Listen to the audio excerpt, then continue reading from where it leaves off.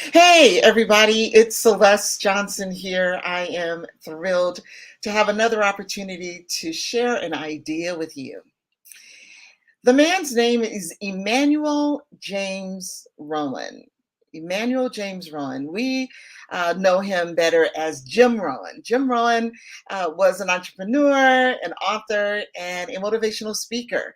And he was amazing. This morning, I woke up and I actually inadvertently, accidentally ran across one of his videos. And I wasn't planning to watch it, but I was stuck on it. It was so good. And one of the reasons why I loved it, and I want to share something that he shared this morning on the video, is because it resonated with what I'm doing right now. And I'm so excited about being able to release my latest book. It's actually a revision of my best-selling book called Dare to Succeed. No More Excuses. It's Time to Win. And that book is about the core fundamental success habits, behaviors that are proven to help you to be successful. And that's what Jim Rohn was talking about this morning. He was talking about really understanding the fundamentals, and that there are core fundamentals. And if we know those and use those, they will open doors for you. But I called this session, the title was, What's Easy to Do is Also Easy Not to Do. This is something he said this morning. I love that because even though I'm going to share with you and help direct you toward finding those core principles, and they are pretty simple. There's those core half a dozen or so that will open the door and give you 80%. It's almost that 80-20 rule. And it's easy to do them, but it's also easy not to do them. Just because you know it doesn't mean you do it. All right. So let me give you a couple of tips that he recommended. First of all, there are three different steps. Number one is you need to find out what those tips are, to know the information, to gather the information, the facts, to what are those few things that are going to propel you to where you want to go, to what you aspire to achieve in your life, in your business. And so identifying those, and there are various ways, but my book is one, but there's others that are out there. But finding out that information is number one. Very simple, easy, right? Number two is once you find out, you must practice it. You must do it. Knowing is not enough. I'm often reminded as a speaker, I'm talking to people all the time, and I'm saying, just because you have the information doesn't give you the power.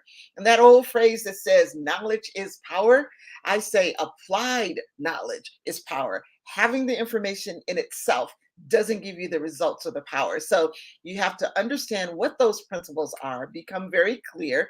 Secondly, practice them. And third, which is the next step from practicing them, is to focus, spend more time on those areas, on those things than anything else, right? Spend your time in those areas because that's what's going to get you to propel to where you want to go. Again, doing it once or twice, okay, that's fine, but doing it more consistently, getting that behavior over and over again, it compounds the results and it will help you soar to where you want to go.